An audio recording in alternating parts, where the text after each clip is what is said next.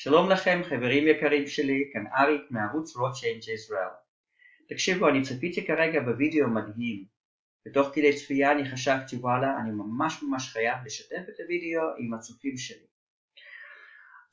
זה למעשה רעיון עם בחורה שהיא עוזרת לאנשים לצאת מכל מיני מצבים של טראומות ומשברים. והיא מנתחת את כל מה שקורה לנו עכשיו, ממש בצורה מאוד מעמיקה. בין היתר אתם תבינו למשל למה זה קורה שאתם מדברים עם מישהו, על מה שבאמת קורה פה, על הזריקות וזה, ואנשים לא קולטים. ואתם חושבים, מה הוא לא קולט? כאילו מה, הוא לא רואה? לא קולט, לא רואה. אנשים כאלה לא רואים, היא ממש מסבירה למה אנשים מסוימים לא רואים את זה, מה צריך לקרות כדי שאנשים האלה יראו את זה, וניתן גם להבין מדבריה מה התפקיד שלנו יהיה כשכל השקרים האלה יקרסו.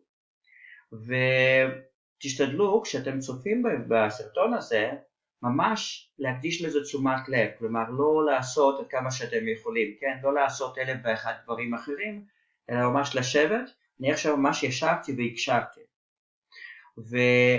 כי זה אחרת. ממש מבינים הרבה מאוד דברים, ואז ניתן גם להעביר את זה הלאה. אז בואו ניקח נשימה עמוקה ונצפה בסרטון.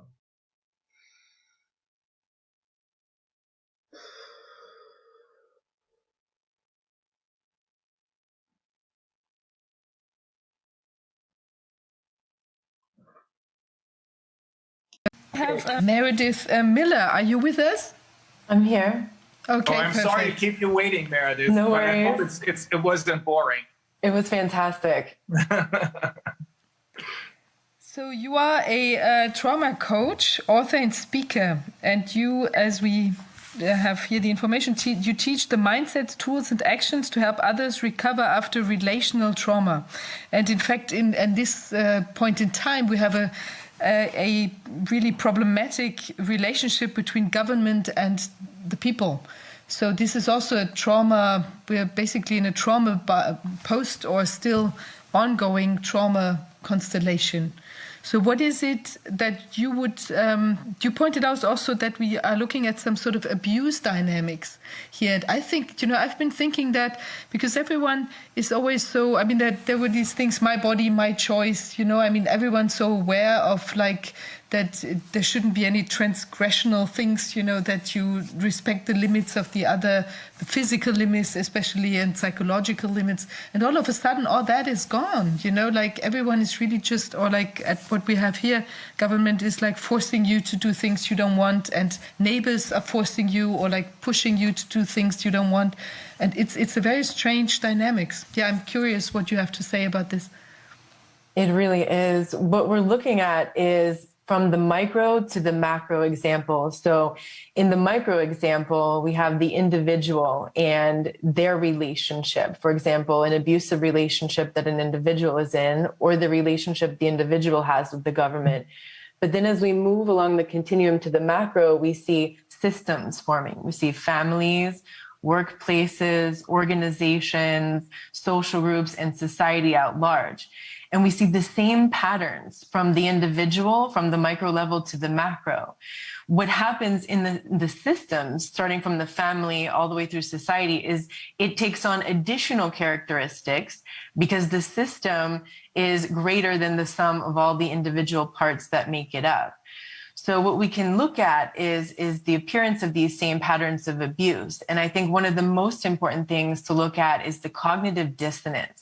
Mm-hmm. Cognitive dissonance, for example, at the individual level, let's say you have someone that you love, a sister, a friend, someone in an abusive relationship, and you sit them down and you say, look, I think you're being abused. This happened, that happened, that happened. And what you're doing is you're presenting evidence, facts, logic to this person about what you're noticing. But what happens? That person is not going to understand. They're not going to accept what you're saying. They're going to start to provide excuses, explanations, rationalizations, that counter every point you're making. And if you insist on showing them the facts and the evidence, they'll start to attack you so they can dismiss what you're saying. Why? Because all of this information that you're presenting, this evidence and these facts, creates this deep mental conflict with what they truly want to believe. They want to believe this person is the love of their life, or they want to believe that their abusive parent loves them and wants the best for them. And this mental conflict is irreconcilable. So what happens is the brain, and not the logical part of the brain, but the more primitive parts of the brain, goes into denial. It's like a short circuit on an electrical system. This is a built-in survival mechanism into the human being.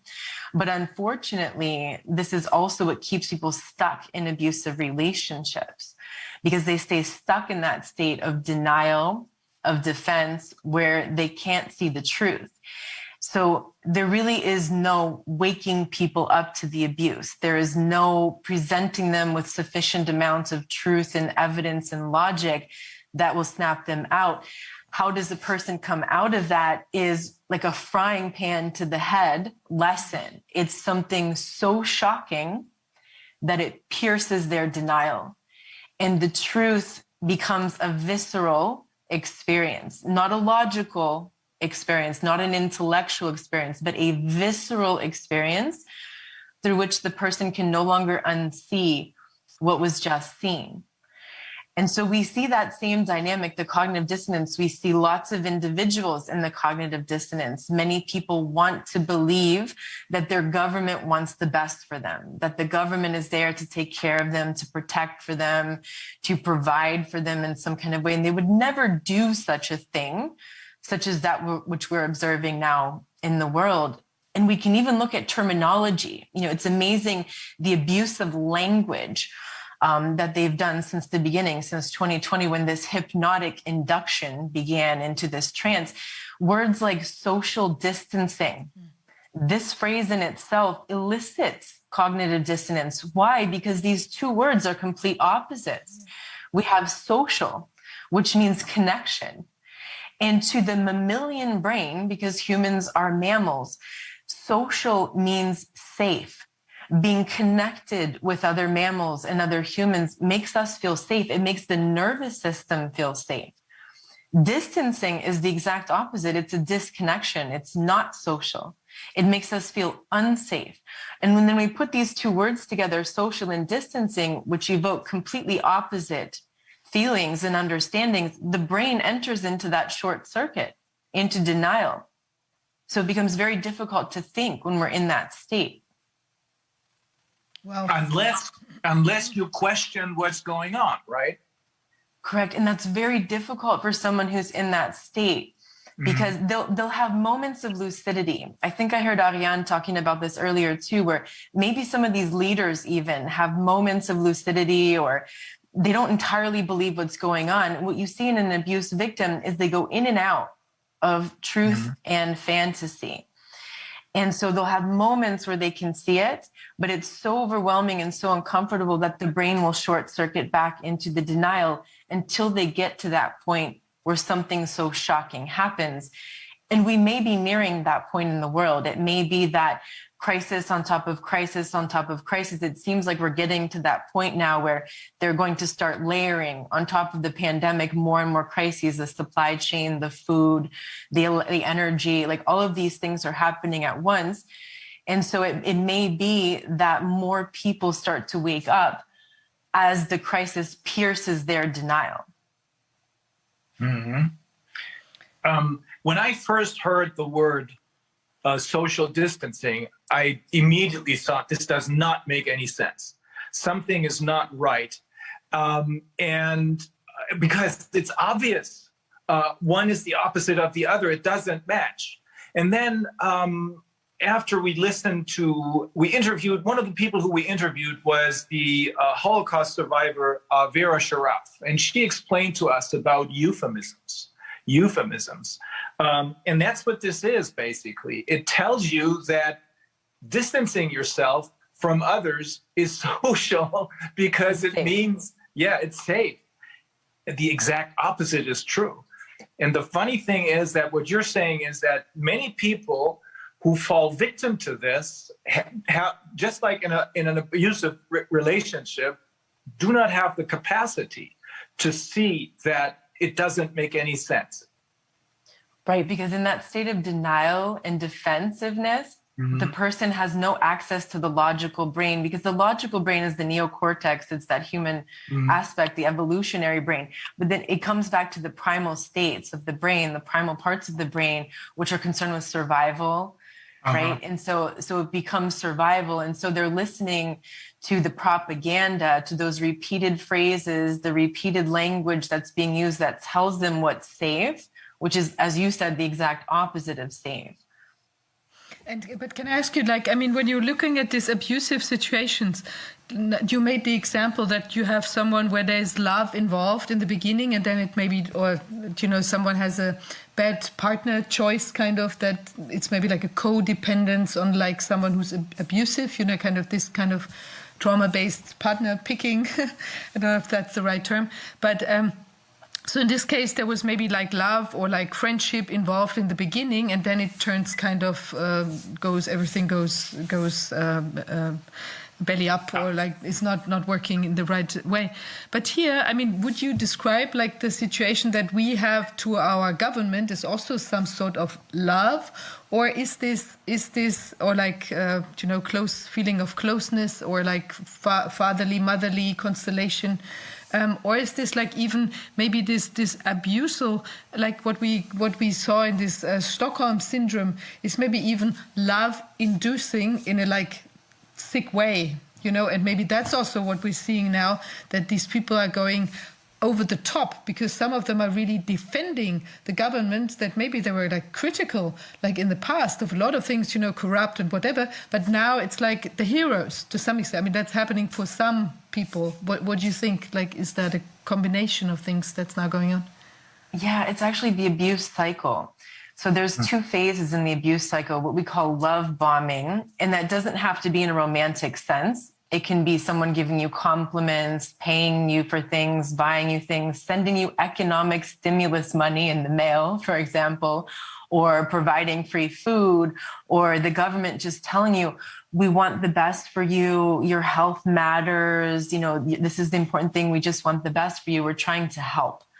Right. And so that's the love bombing aspect. And then the other cycle, the other phase of the abuse cycle is the devaluation. You're dirty, you're sick, you're dangerous, you're putting people at risk.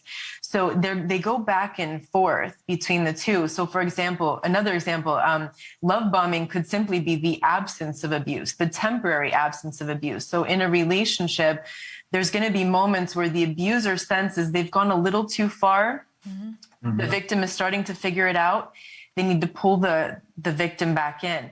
So in society, they push the lockdowns a little too hard. They start to notice people are suddenly starting to maybe wake up a little bit or starting to question things. So then they set people free for a while. Oh, you can travel, you can do things now, you can take off the mask, but this is temporary. And now we see the lockdowns coming back. We see the restrictions coming back. So it's going back and forth in this cycle. It's like an intermittent reinforcement, which again is part of the foundation of the cognitive dissonance. So it keeps people very confused.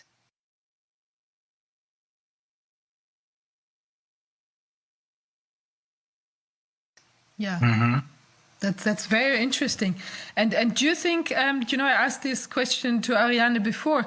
So do you think that's part of a plan, or is this, you know, like a social engineering kind of procedure, or do you think they just feel instinctively, wow, we've gone a little too far, let's give them this kind of thing? Or is this like, you know, structured? Because it seems to be, to me, it seems very orchestrated. From my perspective as well, it seems highly orchestrated. I agree with Ariane, what she said about this is actually a continuation of Nazism. Because after World War II, America, for example, imported hundreds of Nazi scientists in Operation Paperclip, and they put them to work in psychiatry, in government organizations. In psychiatry and psychology, they ended up working on behavior modification science. This became the foundation of all the social media. So we see that social media was a key component in making this work. 10 years ago, this wouldn't have worked. They actually tried the pandemic thing in 2009 and it flopped. Why? The social media was just in its infancy. It was just starting. They knew the science behind the social media. Some Facebook executives even talked about this. They saw the science, they knew what they were doing, and they did it anyways. So that behavior modification, the foundation of that is like provocation, reaction, solution. So they provoke an emotion, which fear is the most powerful emotion for this, right? So they provoke fear, then that creates an emotional reaction, and then it gets people to beg for a solution to that fear, which the government is happy to provide. It's the solution. It's everything they were driving us toward from the beginning. So this is the cycle. And so it seems that this has been decades in the making. It's been like a very slow and gradual buildup. And now we're kind of here at the vertical part of the curve where it's happening exponentially fast. Mm-hmm. Is when you're saying that maybe the kind of the shocking experience that is necessary to wake people up could be the piling of all of these crises on top of each other. Does that mean that people, some of the people who are still like sitting on the fence and not beyond, who can still be approached, does that mean that it gets to be too much for them so that they're going to think this cannot be real? Is that the kind of situation that you expect? I'm hopeful that more people will wake up as it intensifies. Unfortunately, it's going to intensify. In every abusive relationship, the abuse escalates. Even when you call them out, as we've seen, more and more truth has come out, and people are going, how is this still standing? Yeah. How is it still possible? How are these people not in jail? Because they never admit to the con. They just double down on it. And they go back to that gaslighting campaign. And so what we've seen since the beginning of 2020 is a massive gaslighting campaign. For those who aren't familiar with that term, gaslighting is a distortion of the perception of reality to the point where a person starts to think they're crazy for questioning the reality that's being promoted. So we see that in the mainstream media, in the news, we see it on social media with the fact checking, the censorship. Everything is meant because the whole narrative is sustained based on this gaslighting campaign. So I'm hopeful that maybe more people will start to wake up as the intensity and the shock of the things that are happening pierces their denial. The other problem is that we're going to see an epidemic of mental illness because there's going to be so many people that are so severely traumatized that are unable to see reality when it's revealed to them. So they're going to go into states of mental illness. Earlier, you were talking about the delusional psychosis. That's one of them, but we've even seen, so what happens is when people get into this state, they feel like there's no way out, right? That becomes part of the learned helplessness. And so then they develop self-destructive habits. It's like a feedback loop that happens and it just gets worse and worse. And so we've seen like last year, 600% alcohol sales up. We've seen a great increase in drug overdoses, increase in suicides. Last year, some doctors were saying they saw a year's worth of suicide in 1 month. Yes. So we're seeing, this self-destructive, and we're seeing also, that's the individual. We're also seeing relationally what this is doing in relationships between people. It's driving people further apart. It's causing this great polarity. It's causing this great tension between people. And also when we as individuals are traumatized, it becomes very difficult to connect with other people, to get that co-regulation that mammals need to feel safe and social, because trauma is a disconnection. And that's really, the pandemic, the plague that we're in right now is disconnection. They're having us disconnected from other people, disconnected from ourselves, because this whole gaslighting campaign, it teaches you not to trust yourself, not to trust your perception of reality, not to trust your sense of self and your God-given right to sovereignty. it's actually part of the cult dynamic. So that's where the system takes on additional components that the individual or that micro relationship doesn't have. The system develops a cult dynamic where, part of the cult is that your individual identity is sacrificed. It's usually destroyed through trauma-based mind control.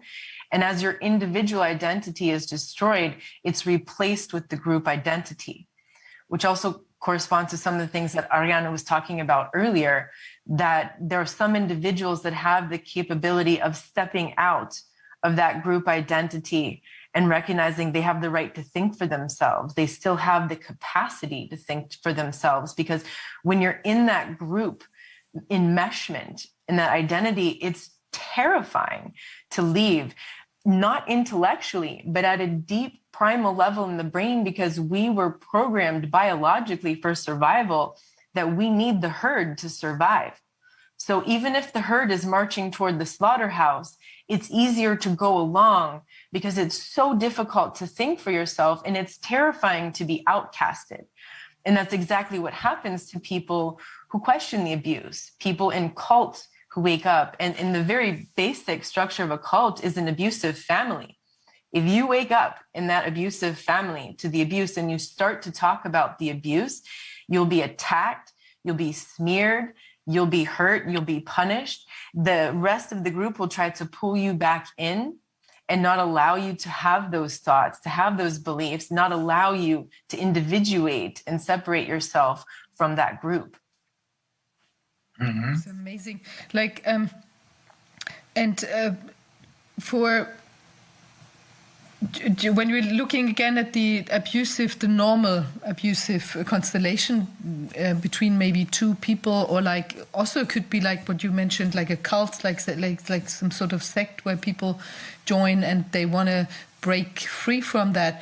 The only thing you say is like a shocking constellation. And is there anything else that motivates people to get out of that? So when I'm working with people one-on-one who are trying to get out of abusive relationships, I tell them that cognitive dissonance, it's going to dissolve in a spontaneous moment. That's the part that we can't control. That's the sudden divine intervention or whatever that is that brings the shock that pierces the person's denial. But how can a person help themselves to get there? Mm-hmm. Is relentlessly facing the truth. And mm-hmm. the problem is that this goes against our entire biological programming. We were programmed to seek social belonging before truth. We will sacrifice the truth in order to have the social belonging. So that's that group dynamic. So a person is going to have a difficult time doing that, even in a one-on-one relationship, because there's a sense of belonging in that relationship. And because the other person has told them that they'll never find anyone else to love them, they'll never find anyone else to accept them. This is as best as it's going to get. Don't you dare leave. So the person is terrified to leave this dynamic.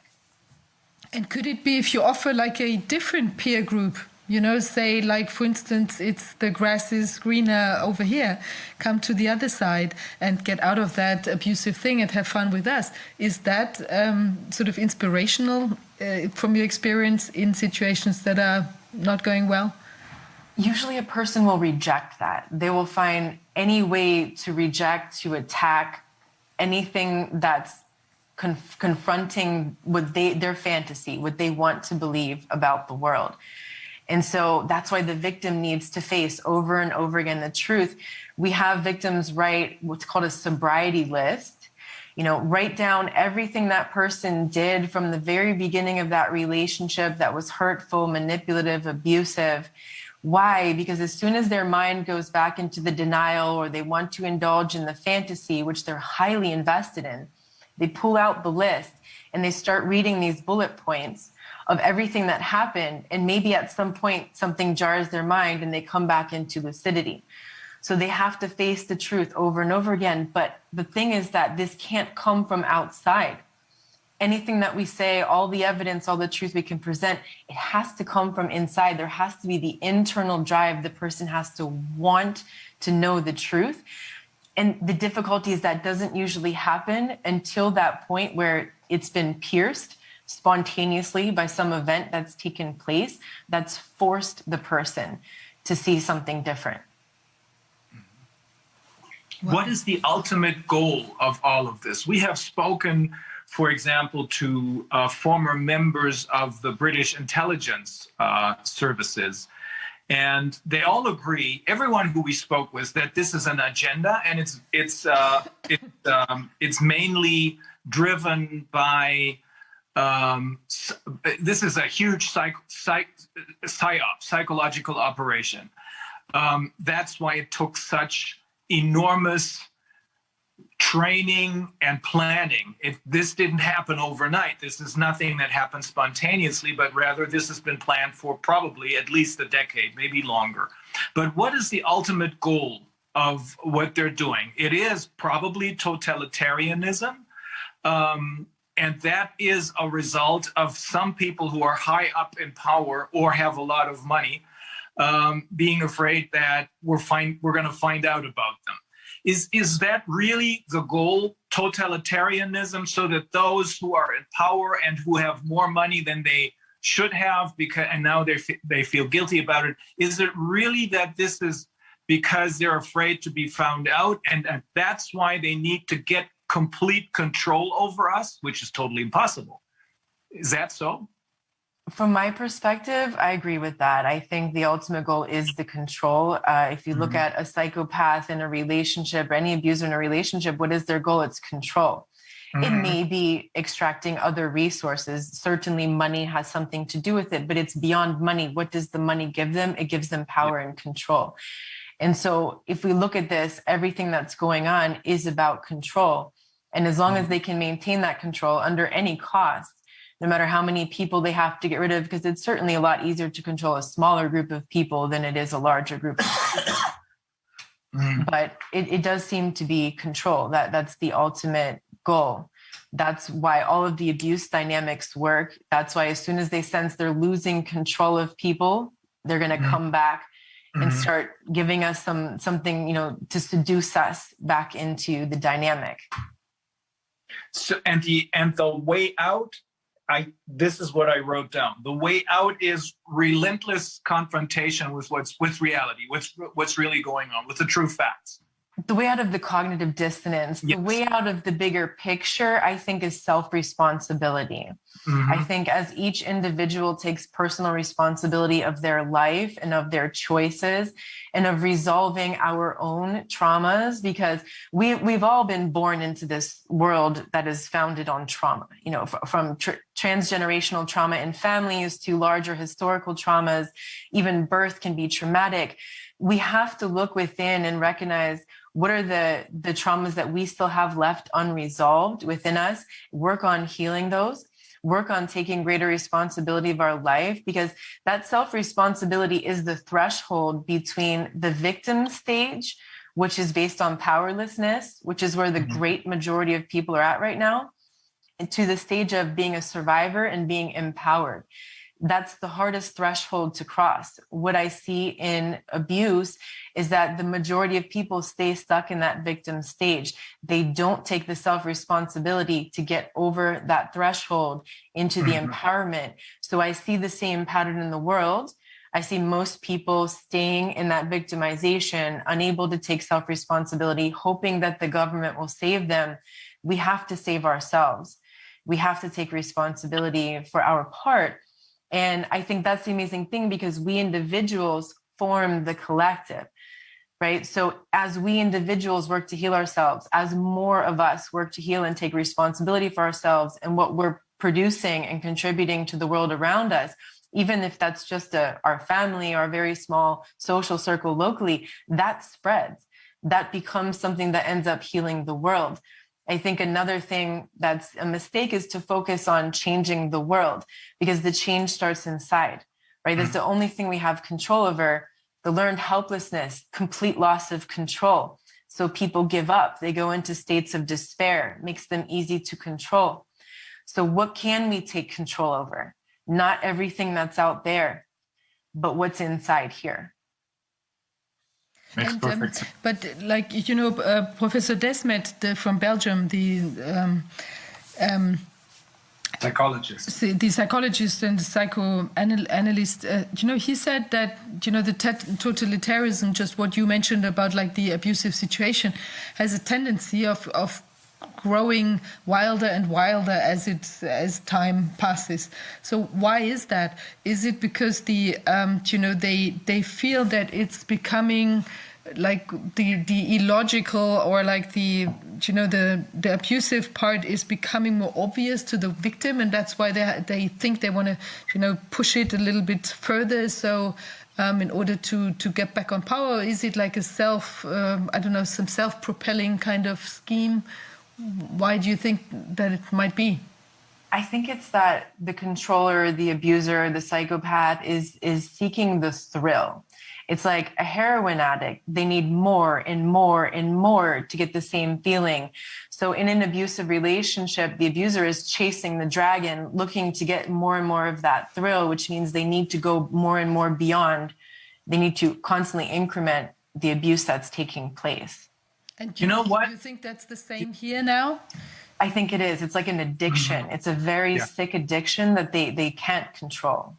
So it's not about like I don't know, just like keeping the game on because they're afraid of that they might be if it all goes down that they might be jailed or something. But it's also the kick at the same time that it's kind of, I mean, not sort of on a sick way. It's kind of fun to see people like being more and more put down and abused and. Yeah, it's both of that. It's the perversion of needing more of that control, more thrill to get the same reward, the same feeling, the same dopamine hit that they got from it. And also, as was mentioned before, the fear of being found out, the imposter syndrome, which the covert form of abusers. What we're seeing now is the covert form of what happened in Germany in the 1930s and 40s. That was a more overt. It was more obvious. The covert is the more sophisticated version. And so the covert abuser, the more sophisticated abuser, has a deep insecurity and a deep imposter syndrome. And like Ariane was talking about earlier, the mediocrity, being terrified that they're going to be exposed for being mediocre, unqualified, not the image that they're trying to create. It's about maintaining that image.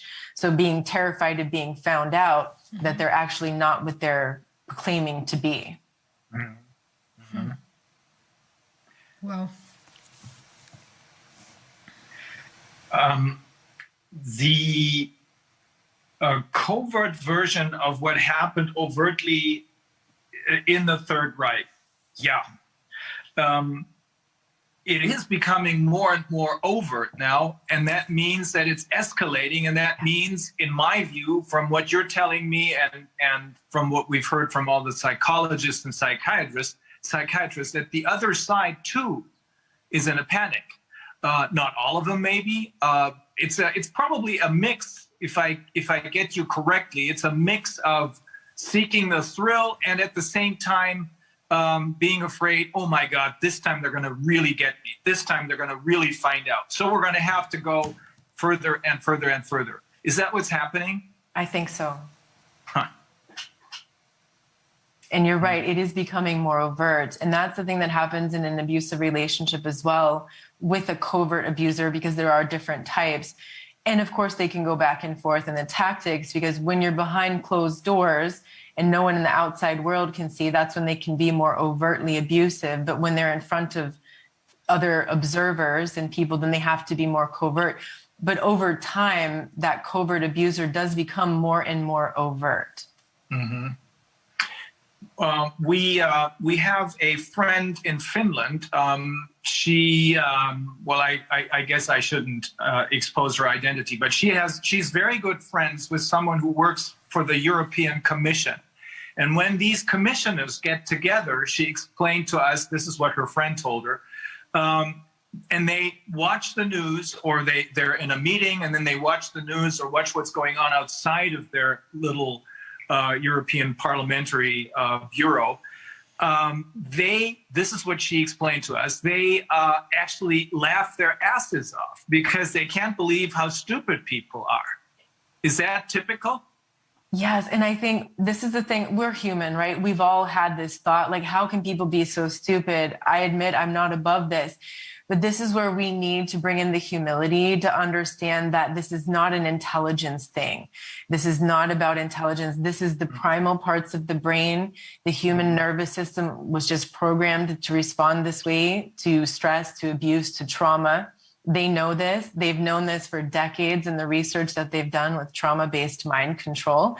They have done this on the public for a long time. They even use entertainment, Hollywood, to carry these sorts of things out. So I think that we need to have compassion for people, just like we would have, imagine if that was someone that you loved and they were in an abusive relationship, to have compassion, but to also have boundaries, because that person will attack you, right? If you try to show them that they're in an abusive relationship. So it's also important to have those boundaries and to connect with people who are living in reality, because that keeps you sane. When you're trying to escape a cult, even a family that's abusive, you need to have allies outside of that system who are living in reality, who can validate reality, because everybody living in that system is living in that delusional psychosis, a very distorted reality. Mm-hmm. And what's going to happen? I mean, if it goes down, what's going to happen to all the perpetrators? I mean, are they going to wake up and see what they've done, or will they be in some sort of denial toward, oh, it was necessary and I did my best, or I was always part of the resistance, or I don't know what kind of things might pop up? I imagine it will be those sorts of things. If I look at from the micro level and I see, when abusers are found out, what do? They double down, they play the victim. One of the things we call in the terminology of narcissistic abuse is DARVO. It's an acronym: denial, attack, reverse, victim, and offender. What does that mean? You tell a person this is abusive, they flip it around on you. Now you're the abuser and they're the victim. And we can watch this in the public dialogue. Anytime you try to talk about the truth, or even just in the media, the way they smear conspiracy theorists and anybody trying to talk about the truth, they flip it around. They play the victim. So I fully expect a lot of these perpetrators to play the victim, because that's what they do.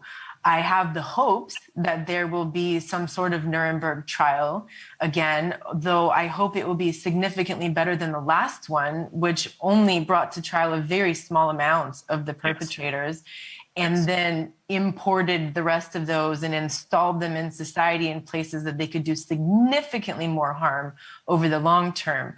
I would hope that we can learn from that. We say history repeats itself. It repeats itself because we haven't learned. History repeats itself is the macro version of the repetition compulsion at the individual level. The individual goes through a trauma, and then their whole life, they choose similar people and situations that remind them of how they felt in that early life trauma, because they're seeking healing, but they're doing this unconsciously. They're unconsciously repeating the same traumas. That's what we're doing as society. We're repeating the same traumas. I truly hope that because the level of this trauma is so big, involving the entire world at the same time, I hope that the magnitude of that is going to be comparative to the magnitude of awakening potential, of the possibility for us to now finally end this legacy of trauma and tragedy and abuse and violence that we've been repeating for so many generations, so that we can make different choices and create a different future with a much better potential for humanity. I do think this is a turning point. It's a make or break. We're either going to go full on down that road of totalitarianism until I don't know what the end will be of that, some sort of mass disaster. It's already disastrous. I think it can get significantly worse. Or we're going to choose at some point collectively, because enough individuals are making the internal choice in their own personal life, a different path, making different choices.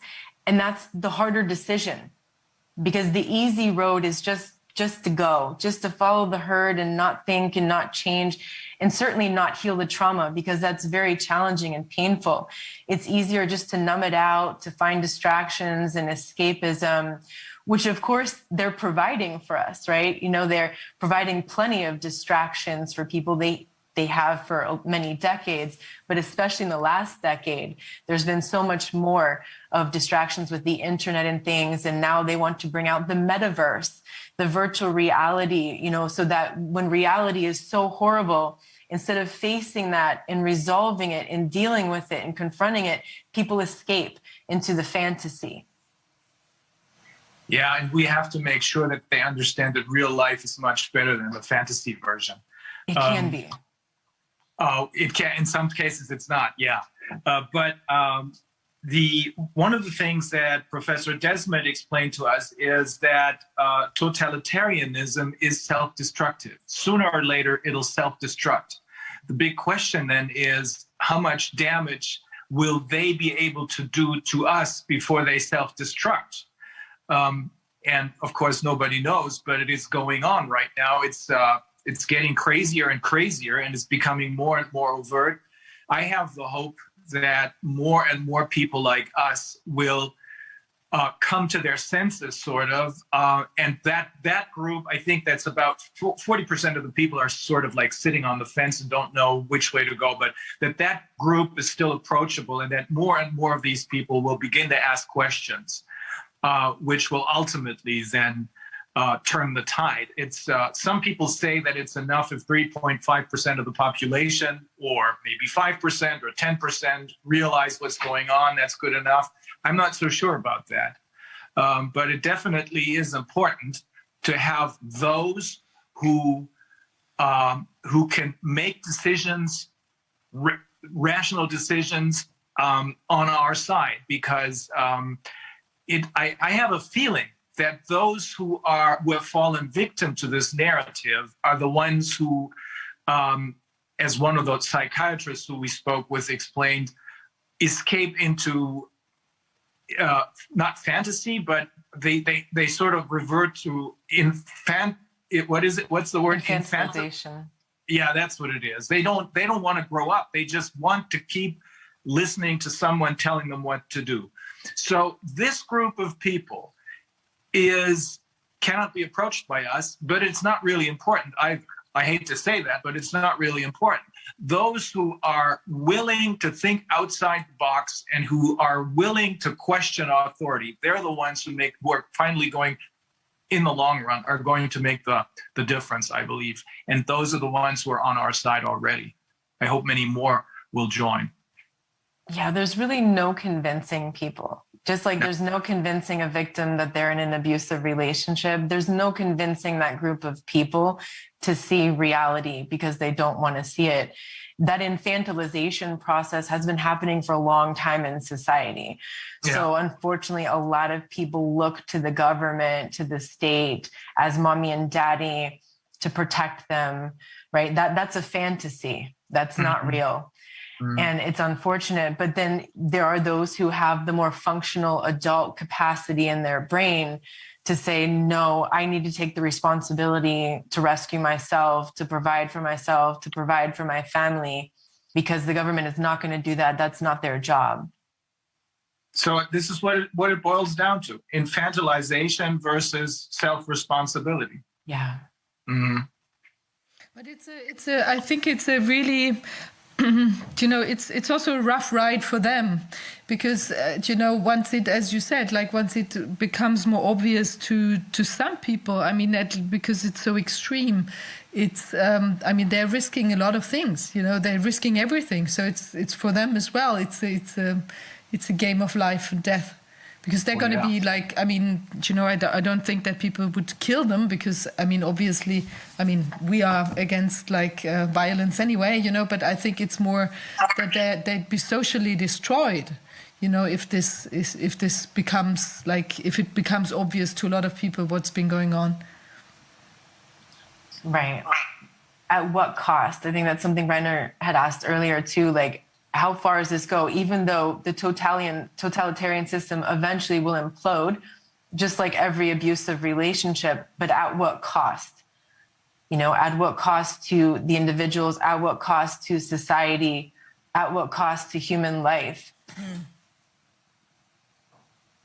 Well, I mean, we have to make sure, or we have to do everything that we can to end things as soon as possible, because it's like, you know, it's already cost quite a bit of life and cost so much pain and all that. So I think it's really about time that it collapses.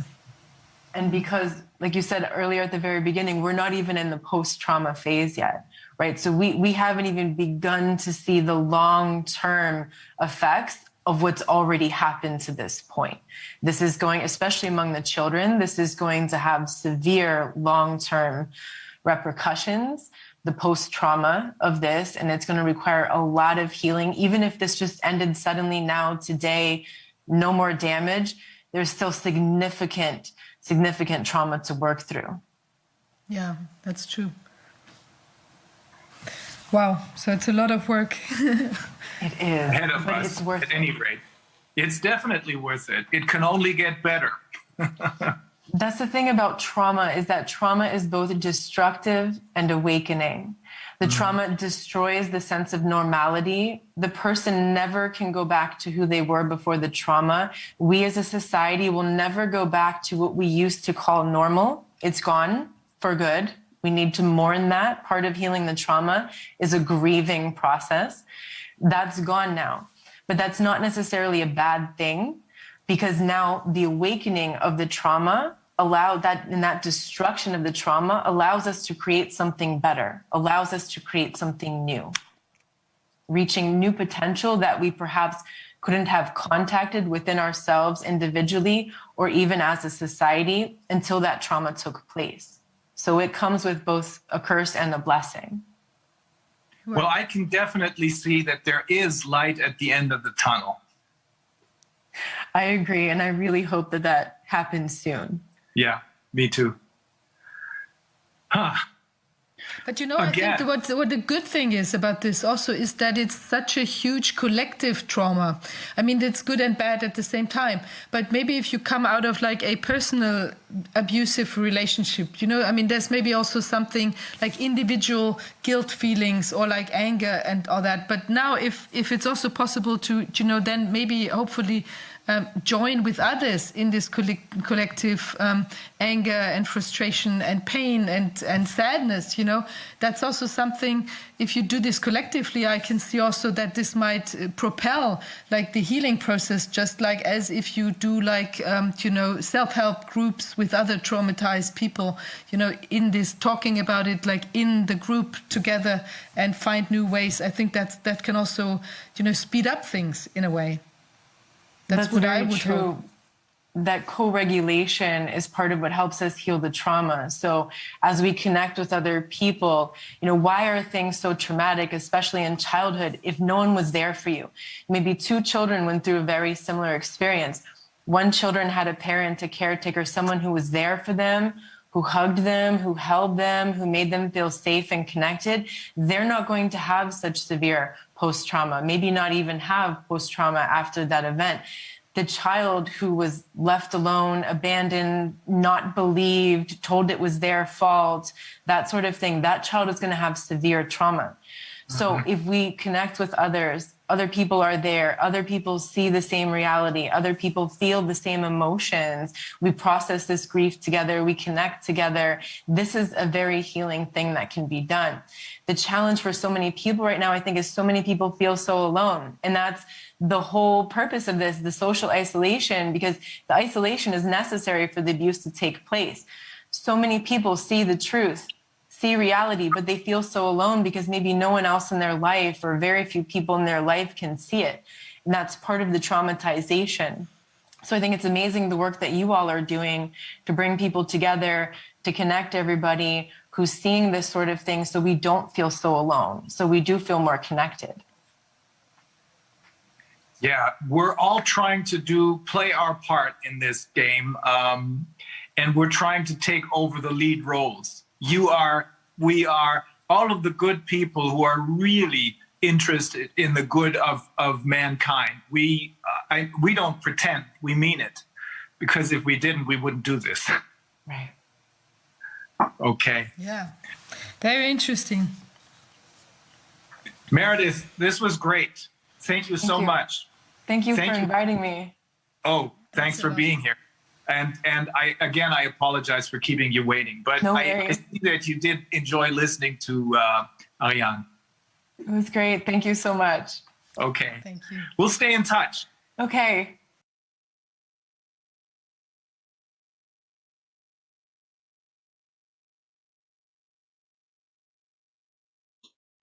אז מה אתם אומרים, חברים יקרים? בעיניי הסרטון הזה הוא מאוד מאוד חזק, והניתוח שיש בסרטון הזה הוא מאוד מאוד מעמיק. לכן אם אנחנו נפיץ את הסרטון הזה כמה שיותר, אנחנו נקבל יותר ויותר אנשים ערים, אנשים שמחזירים לעצמם את היכולת לחשוב. והסרטון הזה באמת פתח לי עיניים, או יותר נכון חידד לי הרבה מאוד מנגנונים שפחות הייתי מודע להם.